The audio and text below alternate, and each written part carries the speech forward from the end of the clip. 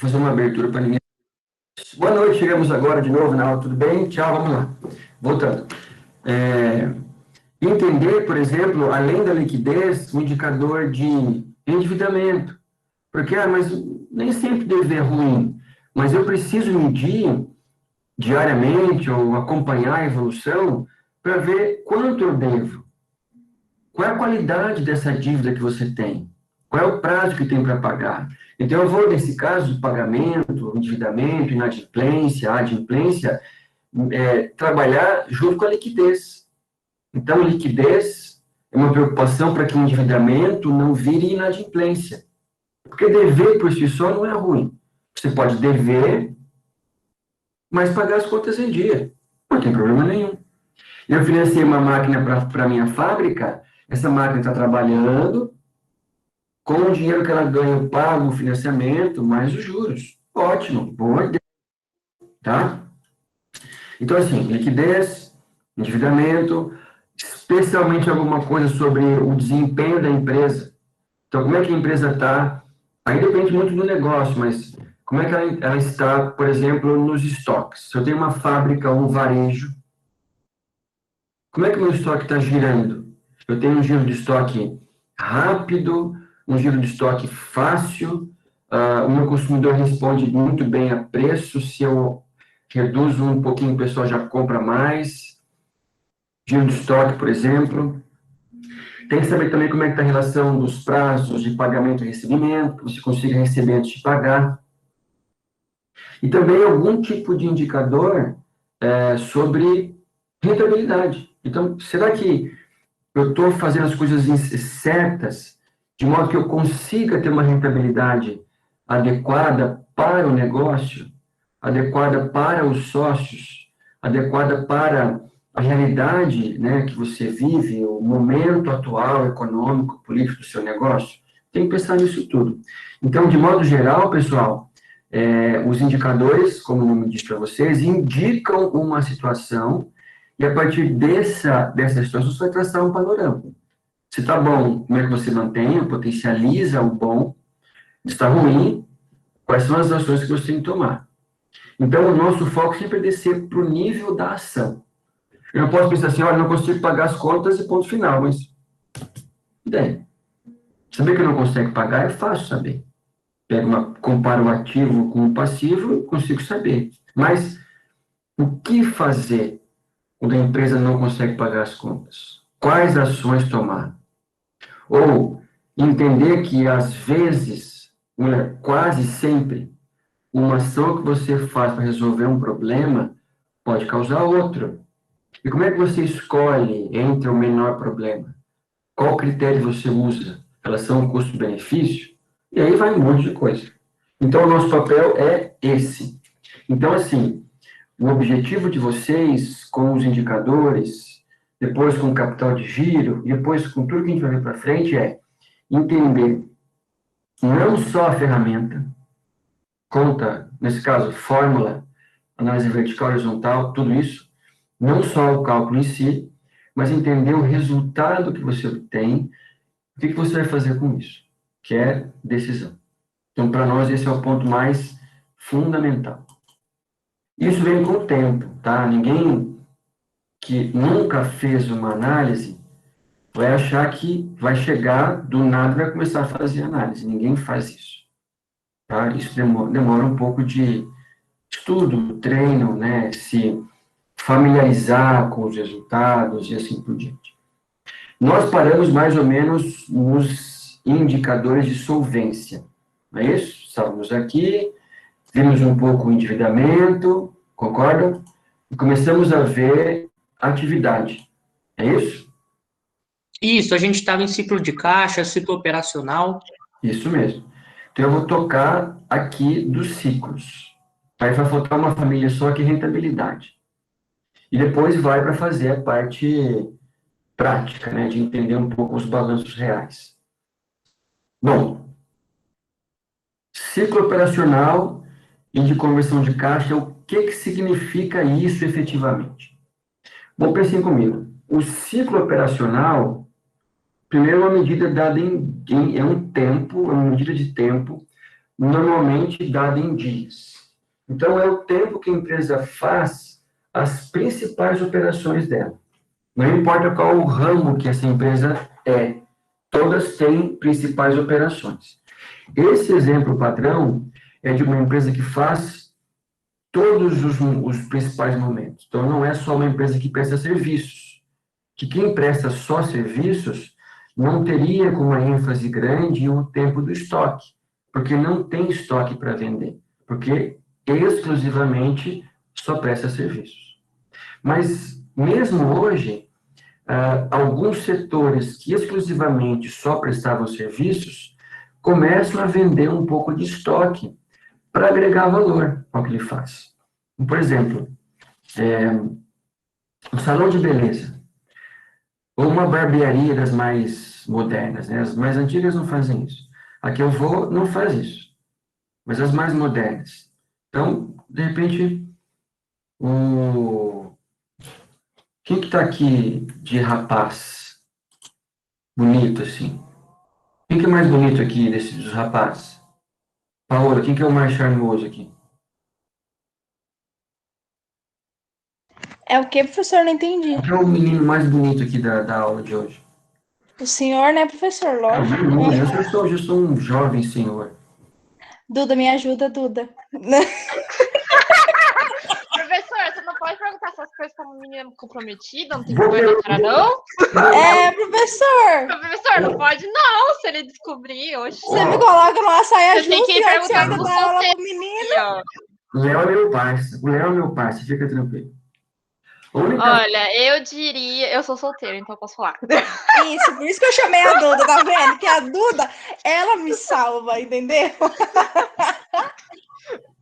Enfim, eu acho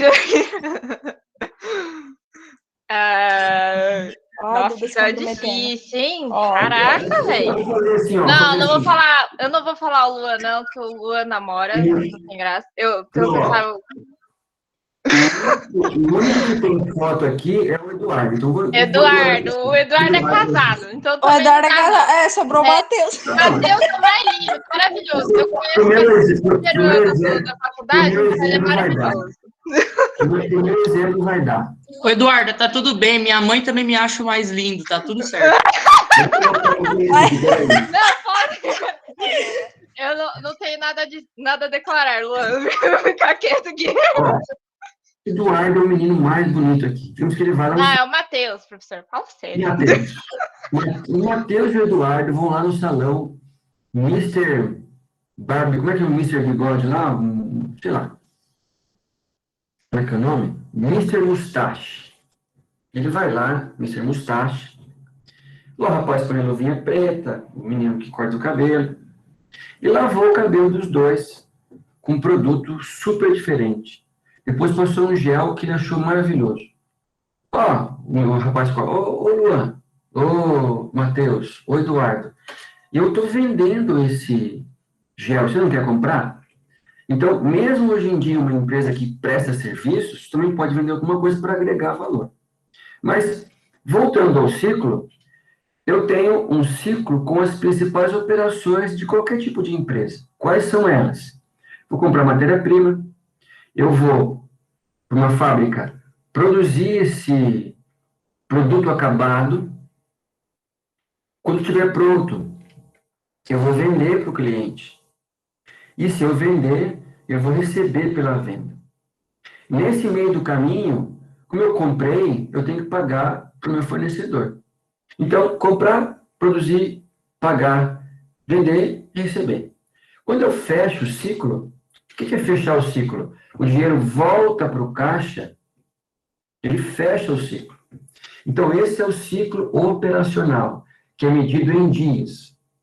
E se eu supor que a cada vez que eu finalizo o ciclo, eu ganho um certo valor, tenho uma certa rentabilidade, quanto mais vezes eu realizo esse ciclo, melhor. E para eu fazer mais vezes, tem que fazer mais rápido. Então, para você fazer mais vezes, eu preciso encurtar esse ciclo. E como é que você encurta esse ciclo? Bom, se ele começa quando você compra a matéria-prima e acaba quando você recebe pela venda, se você somar o tempo dos estoques e o tempo do recebimento, que aqui está cobrança mais recebimento, o PMR, você tem o ciclo inteiro. Então, para você otimizar o ciclo, basta você reduzir o PME e reduzir o PMR. O que é reduzir o PME? É você ter menos tempo o estoque na sua empresa, que vai desde comprar matéria-prima, produzir e vender para o caso de fábricas. O varejo, eu compro pronto e revendo. Então, esse tempo, se eu encurtar, eu reduzo o meu ciclo operacional. Como é que você reduz o tempo de estoque? Numa fábrica, eu vou otimizar a produção, melhorar layout, treinar o pessoal, é um possível caminho. Quando o item está pronto, eu posso fazer propaganda para vender mais, posso criar clubes para promoções, posso dar desconto, um monte de coisa. Aí você consegue vender o estoque. O desconto, eu penso que é um mal necessário, porque você deixa de ganhar um pedaço do seu preço para tentar compensar no volume. Então, dá desconto que eu consigo vender mais rápido o estoque. Ou tenho pessoas que não iam comprar o estoque agora, mas para aproveitar o desconto, ele compra. Tá? E como é que eu melhoro o PMR? É o tempo de recebimento. Eu posso tentar, com a mesma solução do desconto para vender mais estoque, eu posso ajudar o PMR. Porque para você pagar menos, eu tenho que pagar mais cedo, que é o pagamento à vista. Reduzo o PMR. Reduzindo o PMR, eu tenho um ciclo mais curto, faço mais vezes por período e ganho mais dinheiro. Fechamos o ciclo operacional. O outro ciclo interessante para você avaliar, e para a empresa avaliar sempre, é o tempo que eu fico sem dinheiro, que é o ciclo de caixa. Qual que é o ciclo de caixa mais comum? É o ciclo de caixa positivo. Por que positivo? Porque a fórmula é essa aqui, ó, CO menos o PMP. Como é que eu consigo enxergar essa fórmula aqui no gráfico? Bom, o ciclo de caixa é esse pedaço aqui, ó, que eu estou marcando. Esse pedaço aqui. Ok? Esse pedação aqui. Se eu já consigo achar o ciclo inteiro, eu consigo descontar o PMP, lógico que eu, fazendo o ciclo inteiro menos o PMP, eu tenho o ciclo de caixa. Há quem diga, minha gente, que o ciclo de caixa ideal é o ciclo de caixa negativo. Ou seja, matematicamente falando, eu tenho que ter um PMP maior que o meu CO. O que significa um PMP maior que o meu CO? Que este evento aqui, ó, pagamento de duplicatas, aqui não dá para mexer com uma figura, ele estaria depois que eu recebo. Então, compro, produzo, vendo, recebo e depois eu pago, só. Quem que financiou a operação para você?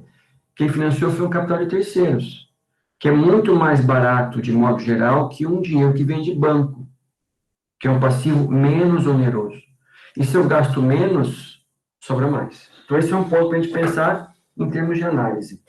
Mas tem uma pergunta bem interessante, que diz assim, puxa, mas será que é fácil eu conseguir reduzir o PME via desconto?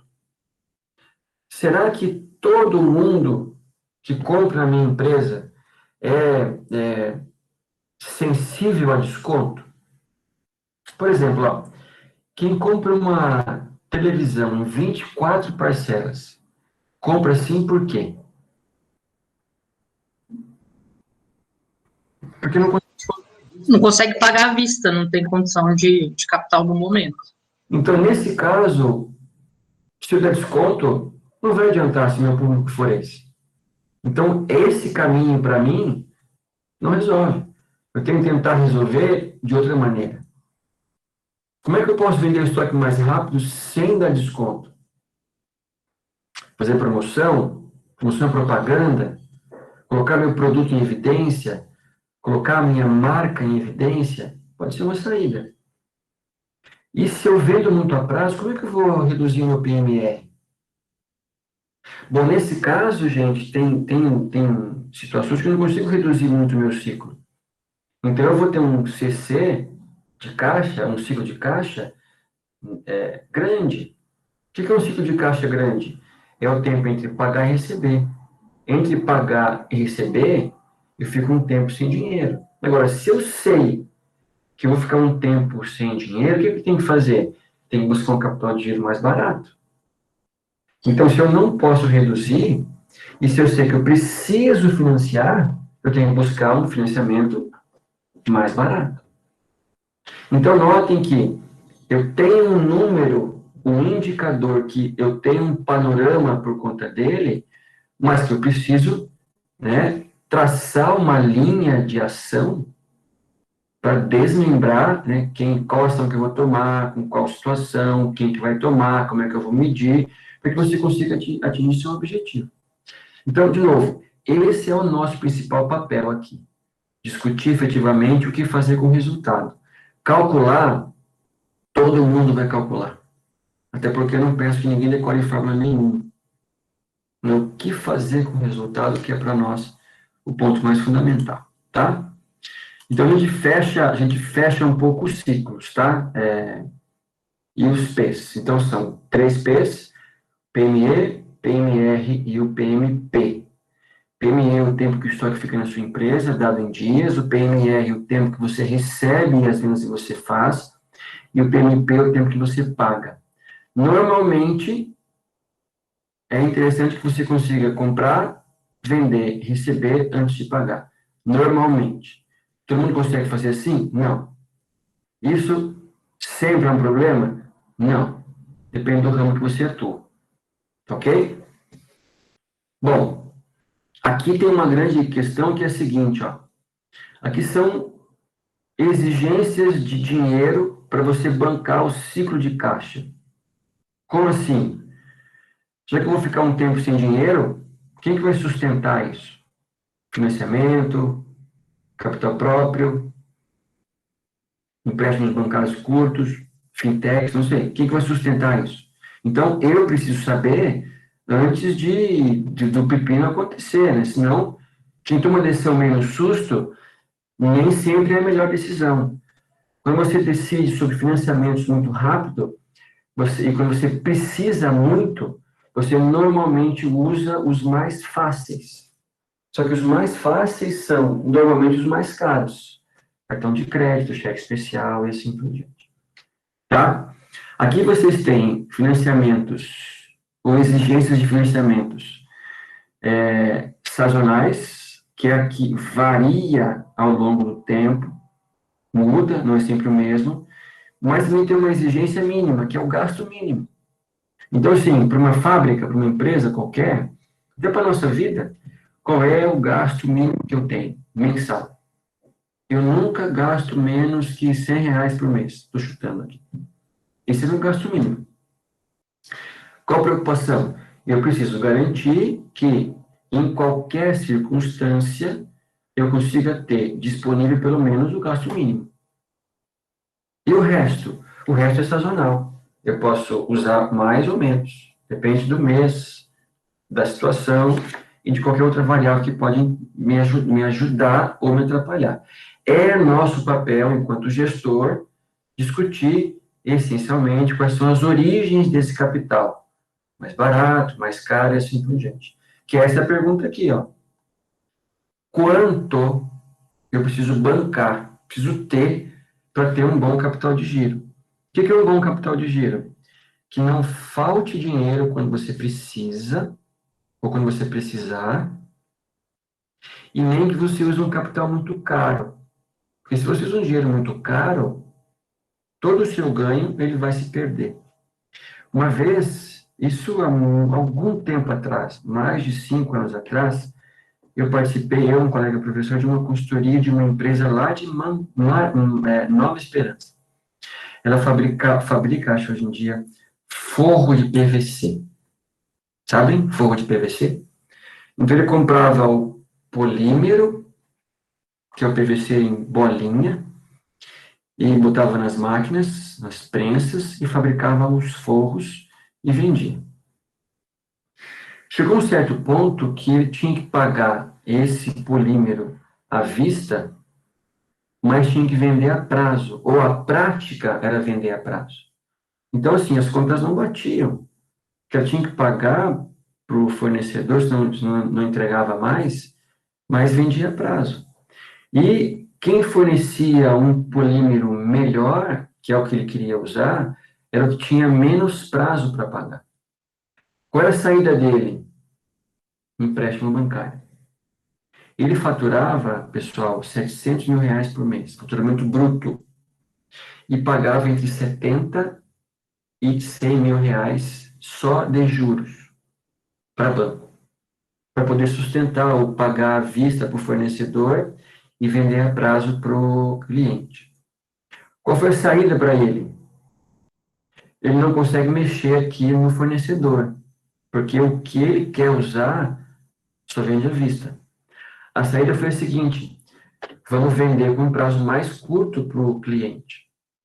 Posso perder alguma venda? Pode, mas nesse caso, compensa perder alguma venda ou arriscar perder uma venda do que ficar pagando 70 mil de juros. Então, note que eu tenho que fazer uma boa equação disso.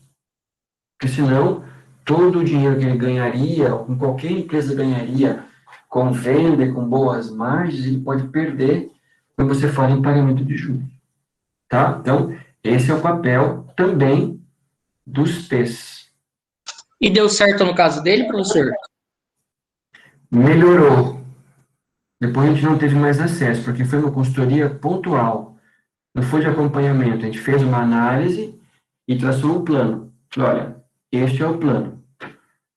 Ele executou um pedaço, mas depois, como foi um pagamento só, né, então a gente não voltou mais lá. Eu imagino que melhorou, porque ele está atuando até hoje. Então, isso não melhorou, ele consegue bancar. Ele pode ter vendido mais, mas mesmo assim consegue pagar esses juros todos. Eu acho que ele melhorou, sim, porque estava um plano bem legal para fazer e bem fácil.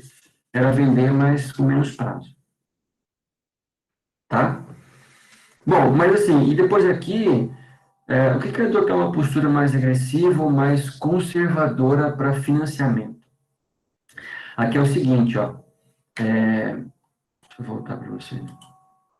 Que é o seguinte, dá para financiar usando uma postura mais agressiva? O que é postura mais agressiva?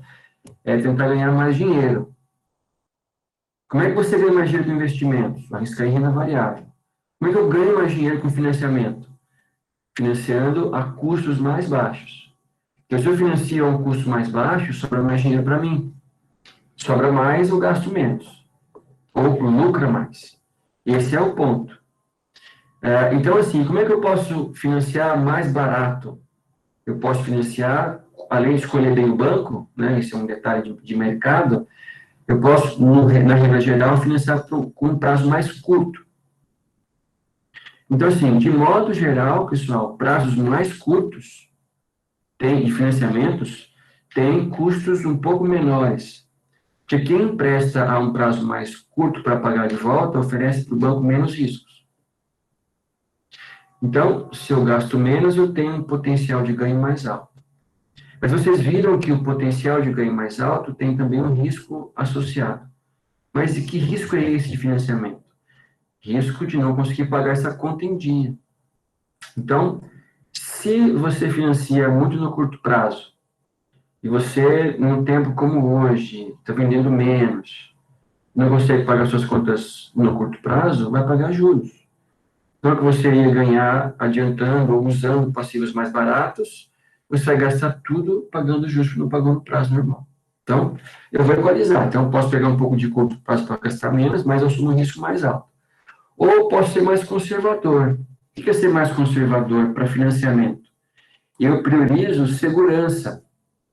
O que é segurança para priorizar financiar a longo prazo? Por que eu tenho mais segurança no longo prazo? Porque é um tempo mais longo. Eu posso vender com mais calma, não preciso dar muito desconto para desovar o estoque rápido, mas tem um porém, os juros é mais alto. Então, eu vendo sem muita pressa, mas eu pago mais. Mas, de repente, eu não consigo pagar menos, não consigo pagar antes. Então, a única saída é pagar mais para frente. Mas são escolhas que eu tenho que fazer. Tá? Tudo bem? Um pouquinho de análise, um pouquinho, só já um drop de análise. A gente vai aprofundar mais nos casos concretos. Tá? Bom, voltei aqui, deixa eu aqui. Vamos entrar agora nos indicadores de lucratividade. Para as empresas que não são SA, é a última família dos índices mais usados. Qualquer um pode criar um índice. Esses são os índices mais usados, tá? Primeira família é a família das margens. São 3. Margem líquida, margem operacional e margem bruta. Ou margem bruta e margem operacional. A líquida é a mais usada, tá? Antes, só uma informação teórica para vocês. Vamos pensar assim. Se eu disser assim, ó, lucratividade é a mesma coisa que rentabilidade?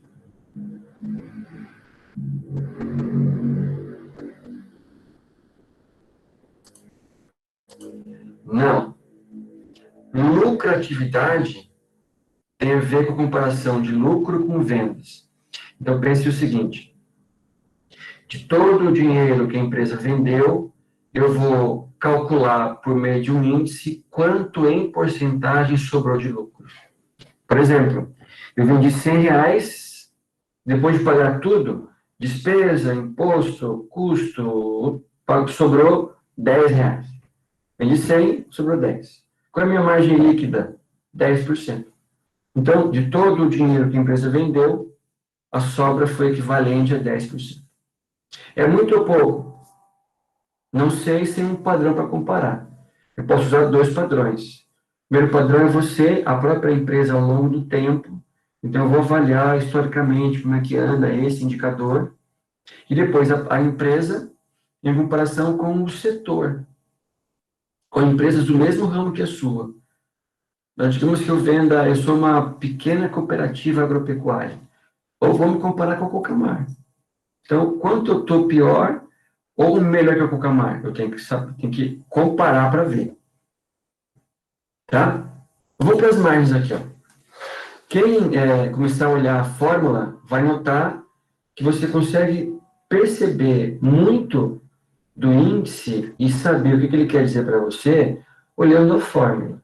Tá? Então, ó, margem, tudo que você precisa está no DRE ou no DR, que é o demonstrativo de resultado. Eu sei que mudou para DR, mas vou falar sempre DRE, porque eu pedi como DRE e para mim fica mais fácil.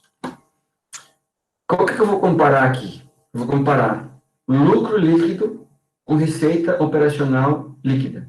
Que é a margem líquida ou é a venda líquida? Tá? Até posso usar a bruta, mas é menos comum. Eu uso a líquida porque é o dinheiro que efetivamente vai entrar para a empresa. Pode não sobrar, mas vai entrar. Receita líquida.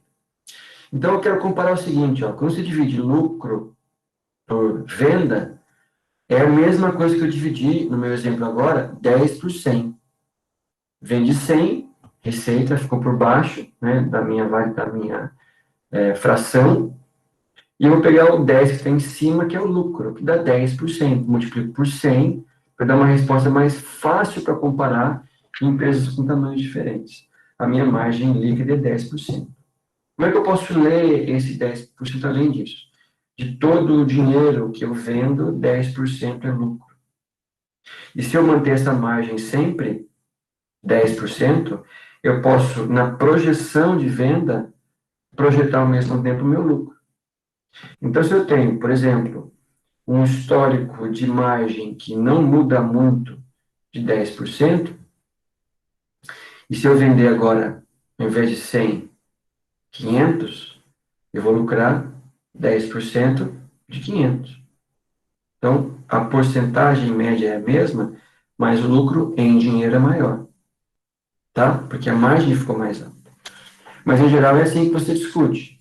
O quanto sobrou de lucro para cada dinheiro que você vendeu. Como você multiplicou por 100 para cada R$100 que você vendeu. Tá? É uma medida de desempenho. Junto com a margem líquida, que é a margem mais usada, tem 2 outras margens. E a segunda, a terceira de todas, mas do quadro a segunda, é a mais usada porque mexe ou discute o lucro puro, ou lucro operacional, que é o lucro que a empresa tem exclusivamente com o negócio principal. Então, vamos lá, vamos pensar no meu DRE.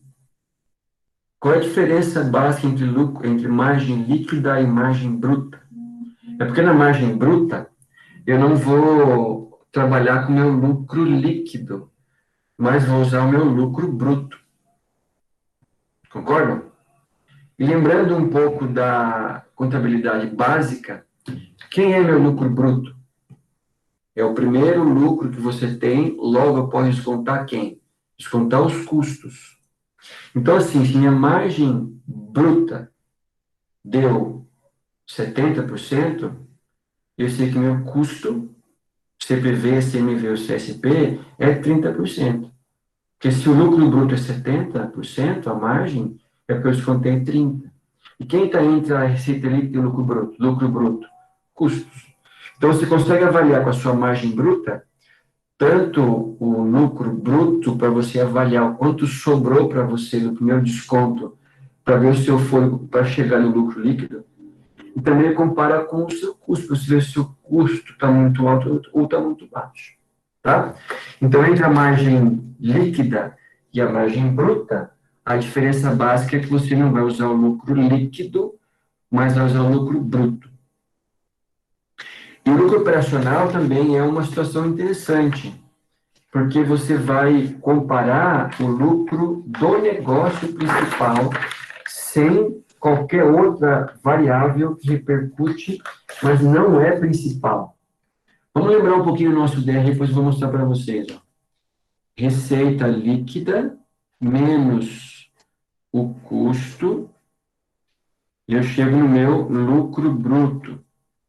Aí eu vou descontar as despesas operacionais, vou chegar no meu LAGIR, que é justamente o meu lucro operacional.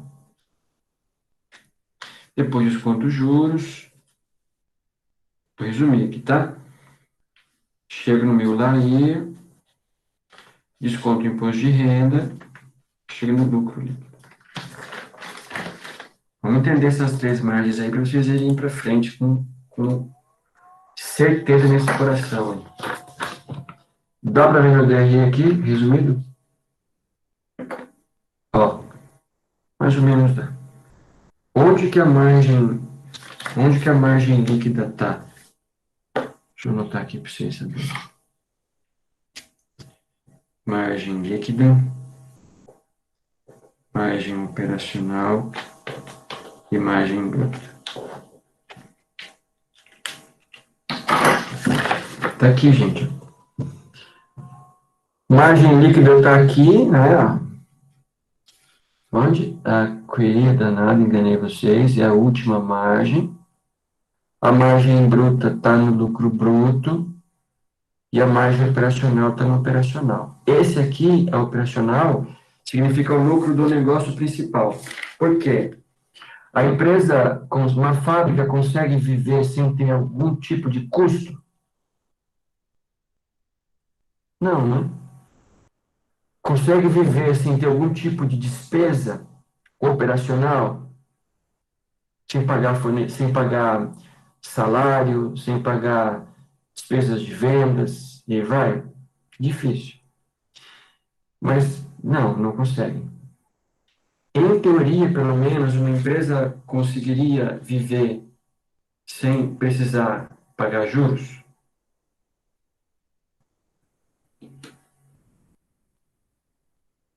Sim. Basta não emprestar nada. É pouco provável, sim, mas é possível. Então, nenhuma empresa vive para pagar juros. Por isso que a margem operacional, que está antes de pagar os juros, chama-se lucro puro. Mas a ideia é a mesma. Quanto a empresa gerou de lucro líquido, ou bruto, ou operacional, comparando com a receita líquida. Tá? Todos os indicadores de lucratividade é bom que sejam altos. Ou quanto mais alto, melhor. Porque quanto mais alto for, mais a empresa teve lucro. e todos são, maioria absoluta, dados em porcentagem. Aqui um exemplo bem simples de um grupo de empresas do mesmo ramo. Não se incomodem com o tempo, porque foi o único que eu encontrei, tudo calculadinho e agrupado por setor, mas tem algumas margens líquidas aqui, para o setor de celulose. A melhor foi de 21%. Ou seja, de todo o dinheiro que você vendeu, sobrou 21%. Se eu vendi 100, sobraria 21,40 centavos. Quem assiste Shark Tank Brasil vai notar que uma pergunta recorrente é: quanto você investiu, quanto você vendeu, qual a sua margem? Qual a sua margem, que ele pergunta, é a margem líquida. Então, do que você vendeu, quanto você entregou?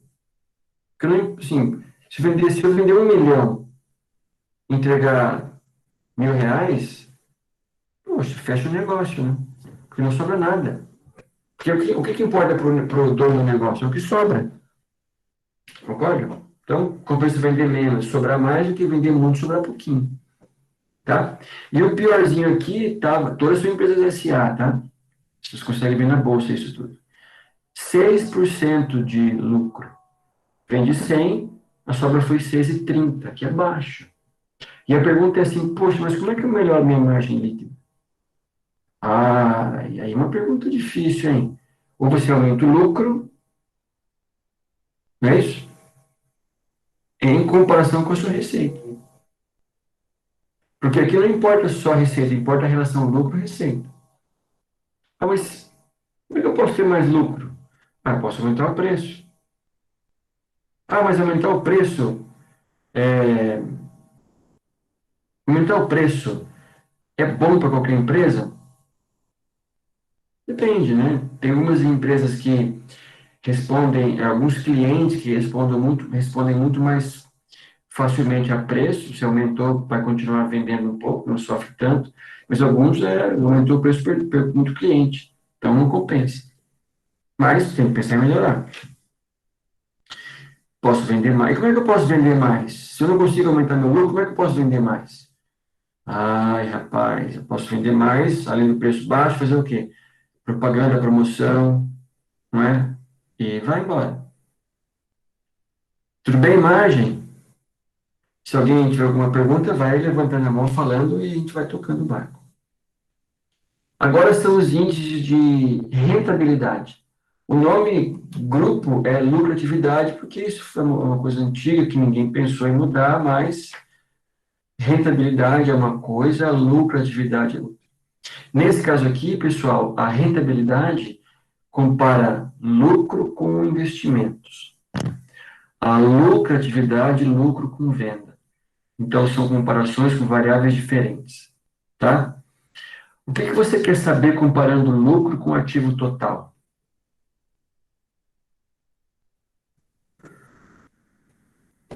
Alguém sabe? Aqui eu quero saber quanto todo o dinheiro que eu apliquei rendeu.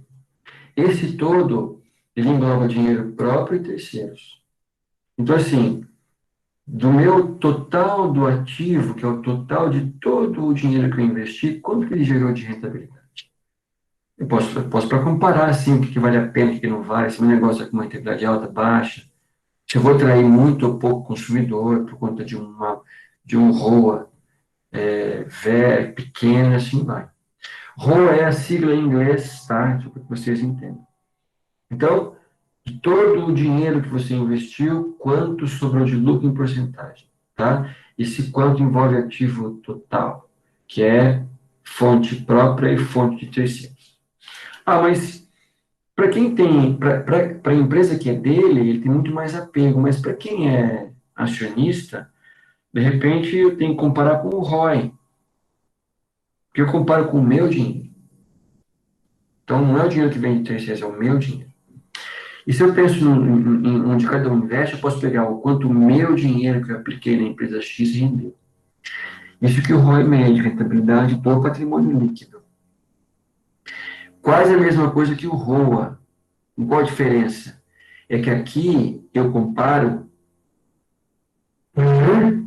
Ao invés de comparar com o ativo total, que é dinheiro de terceiros e próprio, eu comparo só com o patrimônio líquido. Só com o capital próprio. Não me interessa nesse índice aqui, não para minha conta, índices que trabalham com o total, só com o meu dinheiro. Agora, o que eu posso fazer com esse ROI aqui se eu sou um acionista de uma Petrobras? Aqui eu posso pegar o seguinte, já que eu sou acionista, e eu não trabalho na Petrobras nunca, eu posso comparar o meu ROI com outros tipos de investimentos que eu poderia fazer, ao invés de comprar a Petrobras. Até para traçar um parâmetro. Por exemplo, pensem comigo, para uma ação de uma empresa que rende 3% ao ano, é um bom negócio? Não deu prejuízo, mas deu 3% ao ano. O que vocês acham? Acho que não muito, professor, visto que a taxa de juros é 2% ao ano, se correr o risco numa empresa ali, relação risco-retorno não é muito interessante, não, ao meu ver. Depende da empresa, lógico. Sim, se a empresa fosse minha, se eu abrir a empresa, você tem mais um apego, né? Mesmo assim, não é bom ter, mas eu tenho um certo apego. Mas se eu compro em empresas diversas, o ROI é, para mim, um indicador de quanto meu dinheiro está rendendo. Para você avaliar se vale a pena você mudar algum tipo de investimento. Eu comparo com outros tipos que eu posso investir. Um básico, comparar com a poupança, ou com um título público básico. Porque, assim, na realidade, um indicador, um ROI de uma empresa privada, uma SA, não pode ser próximo à poupança. Nunca pode ser. Não quer dizer que não é, tem muitos que são, e alguns são até prejuízo. Por que não pode ser muito próximo à poupança? Porque a poupança não rende quase nada. Só que a poupança tem um lado bom, que é um risco muito baixo. Então, eu te pago pouco, mas o risco é baixo. Mas a ação não. A ação te entrega pouco, mas cobra baixo, cobra alto. Vai acabar não compensando o risco que você corre pelo ganho muito pequeno que você vai ter que pagar ou receber. Então, eu tenho que avaliar esses trâmites aí. O ROI eu vou comparar com outros tipos de rentabilidade de investimentos. Tá? ROI. É bom que o ROI seja alto, da mesma forma que o ROA. Giro do ativo. Quem que vocês acham que está melhor? A empresa 1, ou o ano 1 ou o ano 2?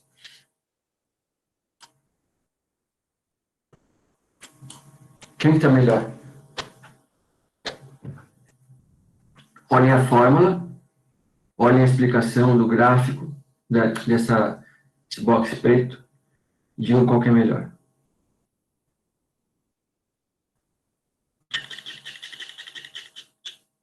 Seu tempo correndo. Estão pensando? Professor, Oi. eu tenho uma planilha aqui que eu até mandei para o Pedro, ali mostra os indicadores das ações e alguns índices. Eu vou te mandar, às vezes seria interessante até mostrar na aula ali. Aí você dá uma análise.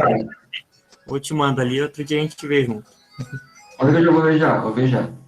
Mas veja aí, tá escutando um forró aí, mano? Ô, garoto. Daqui a pouco tem um churrasquinho aí, os petinhos de gato. Meu irmão aqui torando pau.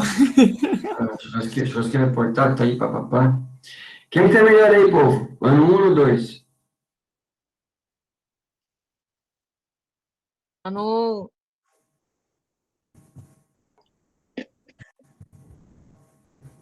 Escutou?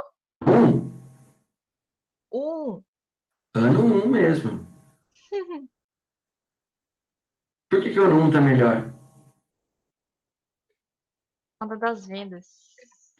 Porque a proporção, isso mesmo, Eduardo, proporção de investimento para venda é muito melhor no ano 1 do que no ano 2. Então, assim, no ano 1, para cada um que eu investi, eu vendi 1,76. Então, eu vendi mais que eu investi. Ano 2, continuo vendendo mais, que eu investi mais numa proporção um pouco menor. Então, que quanto mais diferença entre os dois, melhor. E aqui é desejável que nós tenhamos valores maiores que 1, né? Porque eu divido venda com ativo total. É raro, mas é bom ter. Porque eu vendi mais do que você investiu. Tá? Isso é giro do ativo. Vou fazer um parecer técnico agora. Sobre o que nós fizemos até agora de exemplo. O que é um parecer técnico? E vocês podem ler vários pareceres técnicos para começar a enxergar um pouco e ver como é que se faz isso aqui. Eu vou deixar aqui para vocês essa tabela aqui para que vocês pensem e vou ver se meu WhatsApp chegou do negócio. Depois eu mudo aqui a tela para projetar para vocês. Eduardo.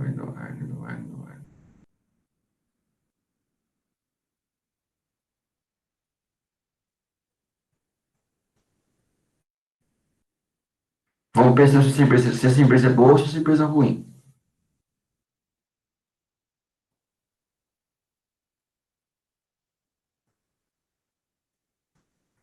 O que temos aqui? Dividend yield, PL, ROI a gente vai usar. O PL a gente já vai ver. O EBITDA a gente vai ver depois, EV por EBITDA, LPA, lucro por ação. Legal, margem, bacana.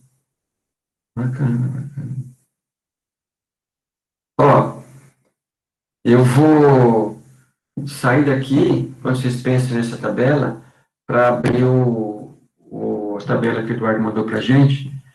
Já eu volto, tá? Com a tela, para vocês pensarem comigo aqui. Beleza? Deixa eu descompartilhar aqui. Achar meus apps. WhatsApp. Abrir o WhatsApp. Estão vendo minha tela ou não? Ainda não, professor. Beleza. Já vou ver.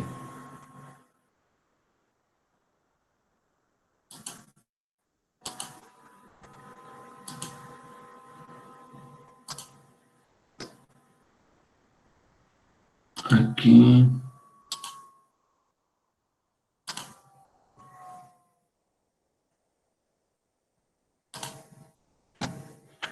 Achei. Vamos compartilhar agora.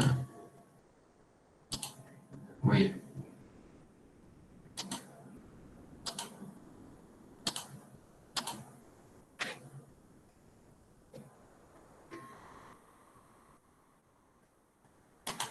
Olha aí, gente. Ué, que sumiu?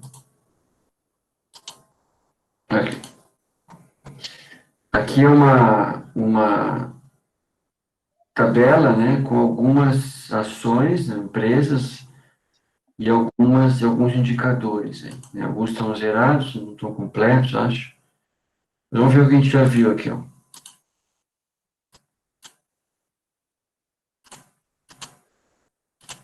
Peraí, tirar esse negócio. Vamos para lá. Ó. LPA, vamos pegar. Ó. LPA é o lucro por ação. Então, essa empresa aqui, cada ação vai receber 73 centavos. Margem bruta, 5,7. Todo o dinheiro que você vendeu, líquido, 5%, quase 6%, é margem bruta. Então, 90 e poucos por cento aqui é custo. Margem líquida, 1%, 1,10%. Margem EBITDA, o EBIT, antes do EBITDA. O quanto você vendeu para o lucro antes dos juros, depreciação, amortização e imposto de renda. Então, boa, tabela legal isso aqui. Só bacana mesmo. Dá para comparar. Bacana, a gente já vai ver. Vamos usá-la já. Mas voltando ao slide, o que dá para dizer dessa empresa aqui, hein, gente?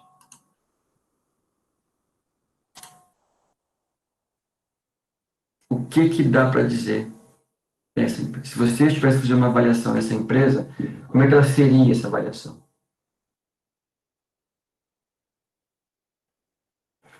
Alguém sabe? Por exemplo, ó, o que vocês têm de dados? Está começando a fazer uma análise já. Vocês têm 2 padrões de dados para comparar. Vocês têm a empresa com dados em 3 anos, que é bom para você começar a avaliar possíveis tendências de melhora ou piora de algum indicador. E vocês têm também, para o último ano, especialmente, uma informação de dados do setor. Quem que é o setor? Empresas do mesmo ramo que a sua. Então, em tese, se um dos dois vai bem e o outro vai mal naquele item, esse que vai mal poderia ir bem, porque é o mesmo ramo, mesmo negócio, mesmo mais ou menos público, e aí vai. Tá? Então, vamos olhar aqui, ó. Liquidez corrente, ela consegue pagar as contas? No geral, a liquidez da empresa é boa ou ruim? Ó, consigo pagar as contas de todos os anos, não preciso vender todo o estoque para pagar as contas, é liquidez seca. Liquidez imediata, não preciso pagar todas as contas hoje, porque não vence num dia só. Então, assim, liquidez está ok. Por isso eu coloquei aqui, ó, nos dois. Depois a gente vai escrever, isso aqui é só uma tabela para a gente ver e depois escrever. O que é esse ok? Consegue pagar, está com um padrão bom, não tá instável, aumenta, diminui. E também está próximo ao setor. Então, se o setor tem isso aí, em tese deveria ter a mesma coisa. Tem alguns com algumas pequenas diferenças, né, que está melhor que o setor. Então, a liquidez geral está melhor que o setor. Ó, liquidez seca, um pouco melhor que o setor. Não melhor, mas um pouco melhor. Preço do termo boa, já só ok. Aqui tem 3 padrões, ok? Está na média, ruim está ruim, e o bom está melhor que o setor. Depois, endividamento. Então, eu tenho endividamento que está aumentando, 36%, 45%. Então, o tamanho da minha dívida aumentou. Devo um pouquinho mais que o setor, mas também não muito. 5%. Então, a relação está ok. Composição do endividamento significa o prazo que eu tenho para pagar. Prazo. E o prazo significa muito pouco prazo. Muitos ou poucos dias. E aqui, o que você encontra aqui é o que você deve a curto prazo. Então, o setor deve mais ou menos, ou melhor, o setor deve 50% a curto prazo. E os outros 50% a longo prazo. A empresa, 52%. Então, está mais ou menos equilibrado. Não dá para dizer que é ruim, para estar igual ao setor, né? Então, está no mesmo padrão. Aqui começa a ser um pouco ruim, né? Então, ó, tem 2 ruins. PNP da empresa é 94 dias e do setor é 67. Tá? Qual que tá ruim aqui? PMR. 59 bateu no último ano contra 44. Tá, então tem um detalhamento aí. Ruim também. E o rentabilidade também, nada muito a reclamar, né? Tenho quase todos maiores que o setor, tá um que não. Tá? E aí vale vocês pensarem um pouco como é que eu elaboro o relatório. O relatório vem daqui, ó. Ele vem de tudo isso aqui, com algumas coisas que eles têm lá para enriquecer o negócio. Mas, em geral, vem aí. Eu posso fazer uma análise assim, dividida por índices. Explicar a liquidez, como é que não está, de repente justificar essa queda na liquidez, que é passageiro, não precisa ajudar ninguém, papá. A mesma coisa vale para endividamento. Discutir o que é, como é que você calcula, apresentar o resultado prático, e aí vai para um debate. E depois do endividamento, se eu devo muito, devo pouco, prazo para pagar, vai na atividade. Que aqui envolve os P's, PMR, PMP, PME. Tempo de estoque, vender mais rápido, receber mais rápido, pagar mais demoradamente, tá? Se possível, para também o ciclo de caixa. E a empresa tem uma boa margem, né? Tem margens positivas sempre, com exceção de 2 dias ou 2 anos, tá? E o resumo geral.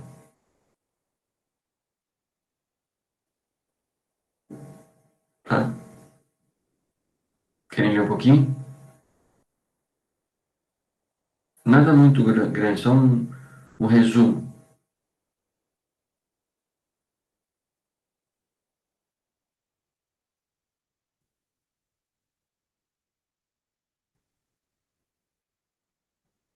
Tá? Bom, vamos lá agora. Acabamos a lucratividade. Esse é o último grupo antes dos exemplos concretos. Eu vou dar daqui a pouco para vocês um balanço da Natura, para vocês avaliarem daqui a pouquinho. Bom, o que é o índice preço-lucro? O índice preço-lucro indica o quanto a empresa é bem sucedida ou não, uma SA, porque esse preço aqui, ele tem relação com o valor do mercado da ação, valor de mercado. E uma limitada não tem uma informação tão clara de quanto essa ação vale. Tá? Então, eu vou partir mais para a empresa SA, que é o que dá mais certo. Tá? Bom, digamos que eu calculei esse índice aqui e cheguei a 11,1. Primeiro, quem são as variáveis da fórmula? Preço de mercado, quem que é? É o preço que o mercado paga por ação da sua empresa. Está R$ 32,25. O lucro por ação seria o lucro que a empresa dividisse com os acionistas. Então, se tiver muito dividendo, pouco dividendo e muito acionista, vai ficar barato. Mas o que significa esse 2,9 a divisão de 32 por 2,9? Quero saber quantas vezes o valor de mercado da ação é maior que o lucro. Porque um PL muito alto pode indicar uma bolha. Que ninguém paga tanto para um lucro baixo. Alguém tem uma perspectiva muito alta ali, para especular. Porque quanto humor, como que o humor vê a sua ação. Como que o mercado vê a sua ação. Quanto de humor ele sente por ela. Tá? Vai voltar no PL, mais um pouquinho aqui. Um exemplo aqui. No Brasil, a média do PL é 9. Alguns países têm mais PLs que a gente. Isso é 9. Tá? Lucro por ação, quem que é o lucro por ação? É o lucro disponível para os acionistas. E aqui o PV, que é assim, imagine que eu faço uma casa e gasto um dinheiro. Mas nem sempre o valor que eu gastei é o valor de mercado. Então, é essa a ideia. Você compara em cima a minha casa no mercado para comprar e embaixo o valor patrimonial que eu gastei para lançar esse curso.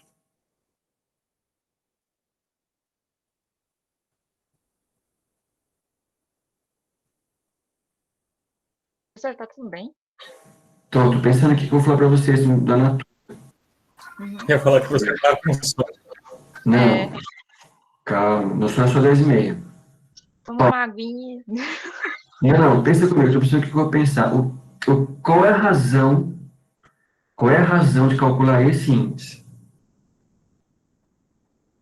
Olhem essa bolinha preta embaixo. Para a gente investigar. Para saber se a ação está muito cara. Cara, em relação a quem?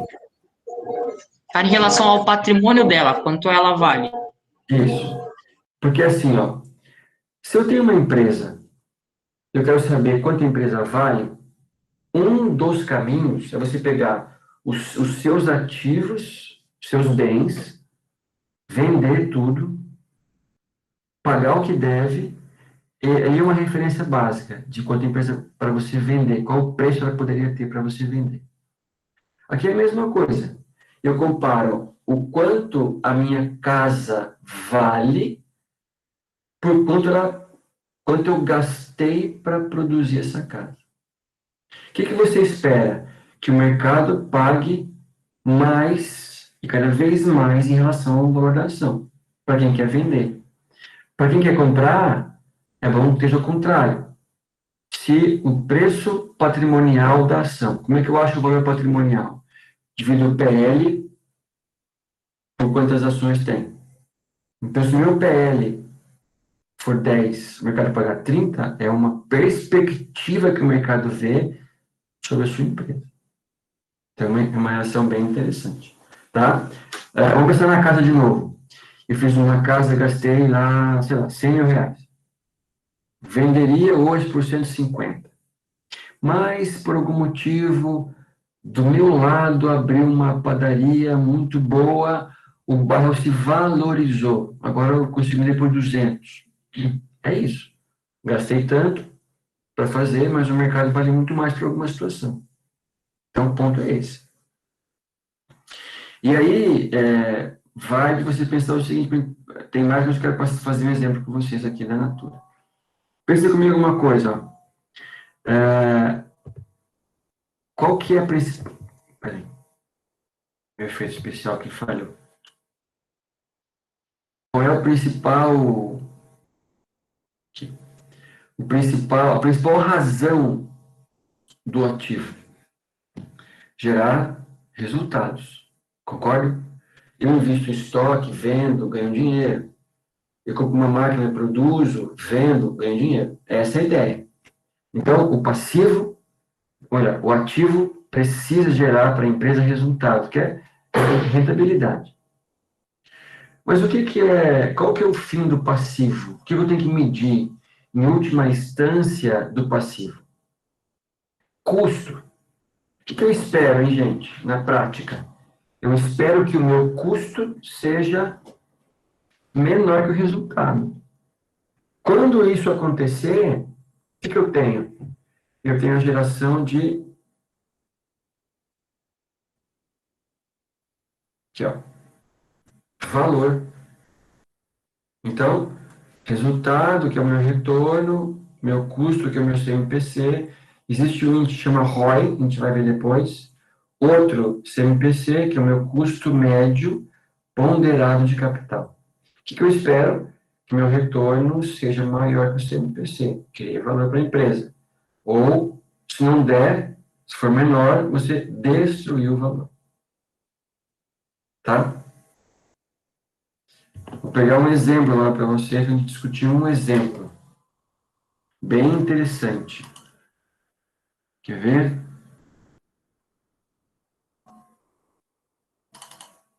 Abrir.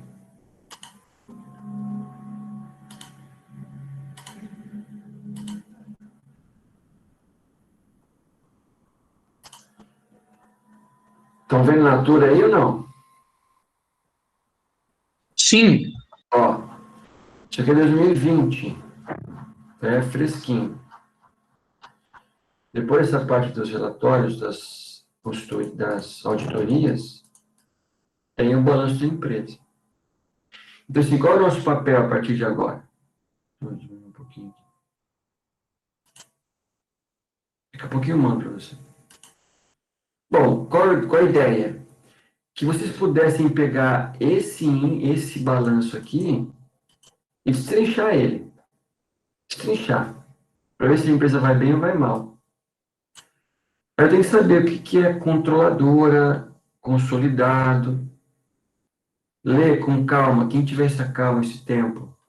Cada nota explicativa que explica a movimentação de cada conta ou de algumas contas. Para você avaliar.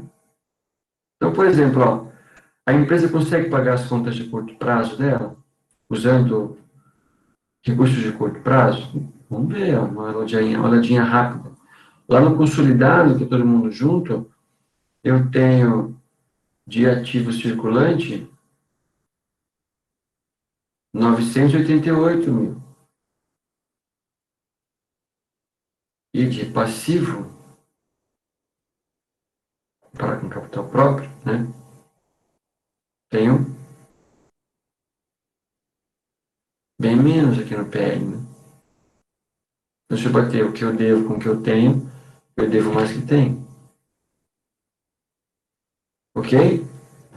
Quanto é o total do meu passivo circulante? 16 milhões 159. Aqui deu quanto mesmo? 18. Consegue pagar? Consigo. Tem uma folga financeira? Tem. Usada para quê? Eventualidades. Eu tenho um panorama geral aqui. Depois eu vou passear também pelos valores dos passivos, os ativos no circulante, olhar cada conta. Então, essa é a ideia básica de investimentos. No ativo, financiamentos no passivo. Tá?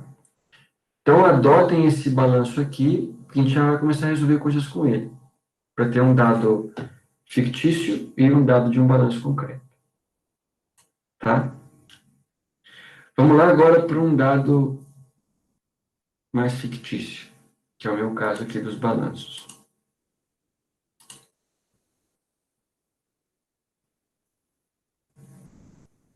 Ah, fazer um exercício com vocês agora. Juntos. Pegar a minha área de trabalho.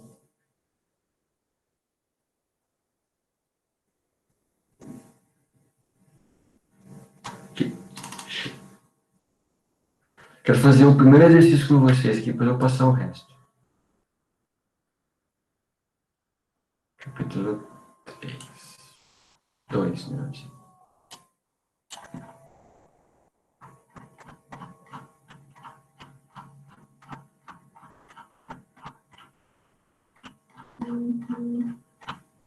Dois. Calma aí. 2.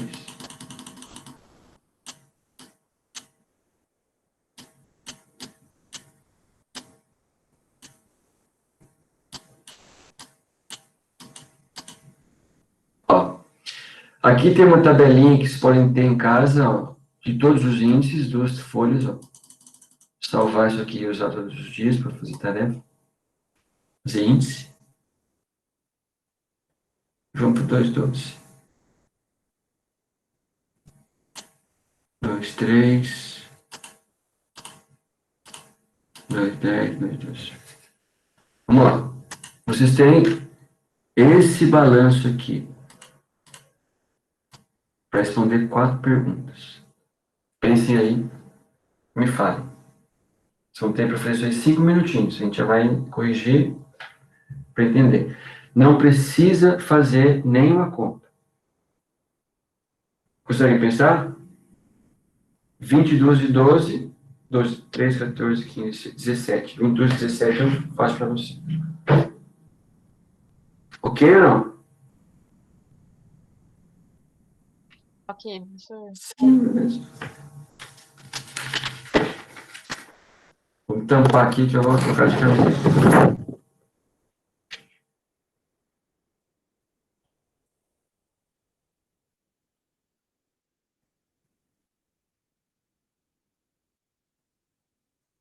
Faz de conta que vocês são os analistas.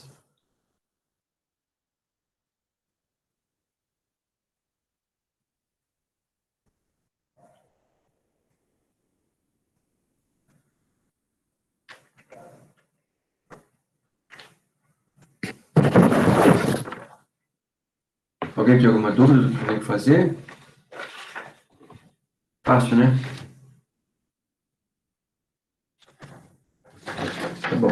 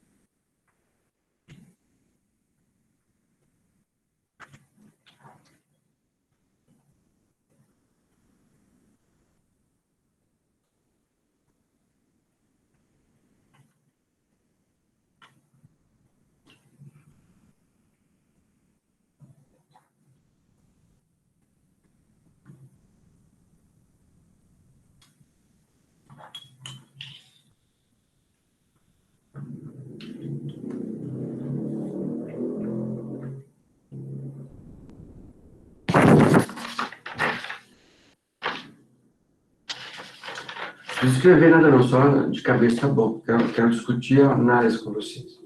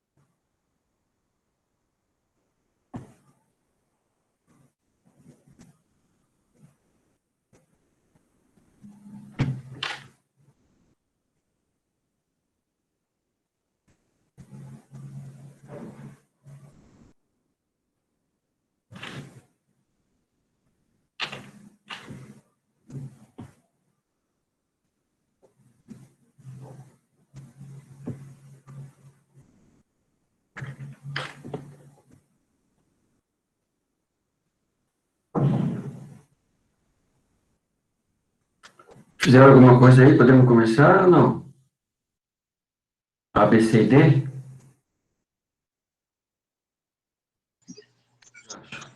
Pode sim, professor. Então, vamos lá. Vocês são analistas dessa carteira de investimentos. Então, são 4 empresas com 4 índices de informações diferentes. E você quer fazer uma avaliação básica sobre esses 4 tipos de empresas. Então, uma empresa do ramo elétrico, Copel, por exemplo, uma alimentação, uma hamburgueria qualquer, McDonald's, alguma coisa assim. Software, uma empresa que fabrica software para Maringá, sei lá, DB1, alguma coisa assim. E uma de motores, fabrica motores, tá? Ford Motors, uma coisa assim. E você tem que fazer um parecer para 4 questões, 4 aspectos. Primeiro diz o seguinte, que dificuldade você teria, o Robert teria, se fosse avaliar esses 4 setores diferentes? Até já respondi a pergunta, se analisarem bem. É porque são ramos totalmente distintos, né? Então, cada ramo tem uma comparação, tem características próprias que não permite ele ter uma base comparativa. Isso. Esse é um dos princípios básicos de uma boa avaliação de balanço. Não dá para você comparar ramos diferentes com a mesma base. Porque, para uns, a gente vai ver isso logo na outra letra, para uns, um certo número de resultado é horrível. Para outros, é muito bom, porque características são diferentes. Então, eu preciso ter um padrão único para comparar. Qual seria? Comparar cada um, elétrica, alimentação, software, motores, com empresas do mesmo ramo. Então, eu faria não uma comparação entre os 4, mas de cada um com seu respectivo ramo. Então, você consegue uma avaliação mais precisa de como cada empresa está. Letra B. Por que a liquidez corrente ou seca, mas vamos pensar na corrente para ficar mais fácil, da empresa de energia elétrica e da lanchonete pode ser tão mais baixa que a dos outros 2 negócios, software e motores? Porque a liquidez corrente ou seca dos 2 primeiros grupos de empresas são menores ou podem ser menores que os outros 2 últimos? Alguém se arrisca? Isso tem a ver com padrão de caracterização de setores. Vou dar uma dica para vocês, hein? Liquidez corrente alta indica uma certa folga financeira. Tá, 1,5 de liquidez corrente. Eu devo R$1, tenho 1,5 para pagar, sobram 50 centavos. Liquidez igual a 3. Eu devo 1, tenho 3 para pagar, pago, fico com 2. O que quer dizer essa folga? Essa folga é para eventualidades. Eventualidades tipo, o cliente não pagou, eu tenho uma folga para bancar a minha conta, sem ter recebido. Como é que vocês compram hambúrguer lá no McDonald's? Vai no caixa, paga, depois que pagou, você retira o seu lanche. Como é que você paga energia elétrica? Você consome, ao fim do mês paga. Se atrasar 2 ou 3 meses, a Copel vai lá e corta. Vocês acham que é muito mais arriscado a liquidez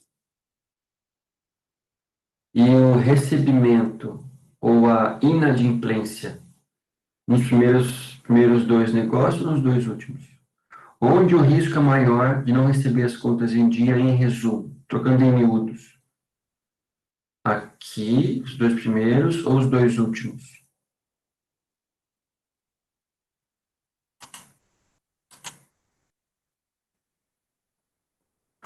Os 2 últimos. Os últimos. Na realidade, você, quando compra lanche, você está pagando à vista praticamente. Você paga à vista. Não tem, vou dar um cheque para comer um pastel. Não existe isso.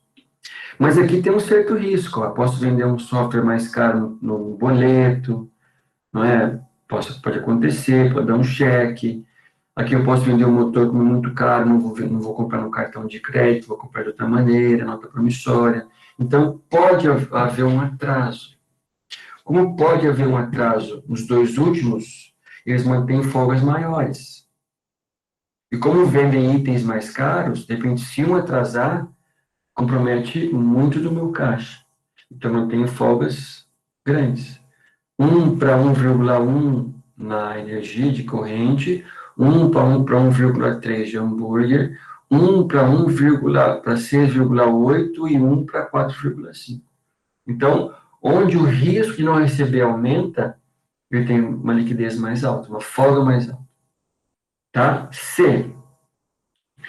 Por que a energia elétrica pode ter muito, ou tem muito mais capital de terceiros do que a de software que não tem nada. Isso aqui é o endividamento que faltou multiplicar por 100. Então, 68%, 46%, 0% e 35%. De todo o dinheiro que você usou, qual é a porcentagem de financiamento? Qual é a característica da empresa elétrica que justifica endividamento alto? E a mesma justificativa ou característica da de software que faz com que tenha endividamento baixíssimo.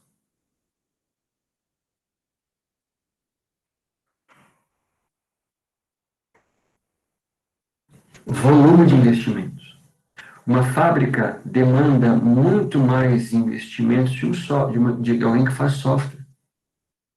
Uma Copel demanda muito mais investimentos do que alguém que está jogando videogame. Software. Logo, como eu financio muito mais, eu não preciso usar só capital próprio, eu nem tenho condição de fazer isso. Então, eu vou no mercado. Agora, para você montar uma empresa de software, no começo é que demanda muito dinheiro, de repente uma mesa e um computador para você fazer software, programar, de repente um gasto menor. Como é um gasto menor, menos volume, eu, de repente, tenho dinheiro suficiente para pagar e não precisar financiar. Tá? Não sei se contei para vocês, acho que já contei, mas só para reforçar, trabalho numa outra escola adventista, que tem por princípio, quando faz grandes investimentos, em prédios, por exemplo, o prédio da faculdade, lá do trabalho, tudo, o princípio não é uma norma, mas é um princípio, não financiar nada. Usar só ou quanto dá de capital próprio. É uma decisão que eles tomam, torna o processo, em tese, um pouco mais caro, porque eu tenho passivos mais baratos, mas é uma decisão. Desde que a empresa entenda o que está acontecendo, não tem certo e errado. Tá? Então, letra C, volume ou necessidade de financiamento. Isso faz de investimento. Isso faz com que você financie mais. Último, por que eu não pego todo o meu dinheiro que está nas 4, ou melhor, nas 3, e ponho em uma única empresa, que é a de software, que está com uma margem líquida de 28,5%. Do que ela vendeu, a sobra foi 28,5%. Por que eu não ponho tudo na de software? Professor, seria aquela questão da carteira, né, que é a diversificação, porque daí você reduz o seu risco sistêmico, né? Quando você investe em setores diferentes, em empresas de ramos distintos, você diminui o seu risco, né? Porque a correlação dos investimentos, ela ou é baixa ou quase não existe. Isso. A mesma coisa, é o mesmo ditado de você colocar todos os ovos numa cesta só. Ótimo, isso mesmo. Então, a diversificação te ajuda a diminuir o seu risco sistêmico. Um compensa o outro. Então, a não ser que eu tivesse com um nível de risco lá, que eu quisesse correr muito risco, eu poderia vender tudo e aplicar numa só. Poderia ganhar muito mais dinheiro, muito mais mesmo, mas não poderia perder muita coisa. Então, você sistematiza uma diversificação do que você investe, ok? E é isso que é para fazer do 12. Notem que é um exercício que tem nada de conta, mas que dá para conversar muito sobre ele durante muito tempo, só com a análise. De novo, esse é o meu foco com vocês, calcular para entender a análise, mas o principal é fazer a análise. Joia? Tudo bem? Alguma pergunta? Vamos voltar lá para a página. Tranquilo, professor. Anotem aí para vocês brincarem um pouco. 2,12 até acabar. Fazer. Começar a fazer, tentar fazer, ler, alguma coisa. E você parar depois os mais difíceis para a gente fazer na sala. Mas o 2,12 até acabar o capítulo. Deve ter uns 15 exercícios. Os mais fáceis aos mais difíceis. E os últimos são exemplos de cálculo de balanço, cálculo de indicadores, se eu achar aqui.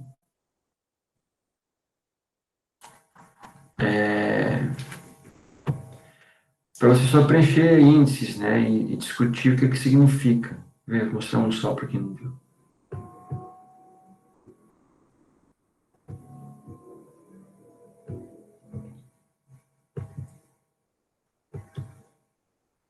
Por exemplo, aqui, ó.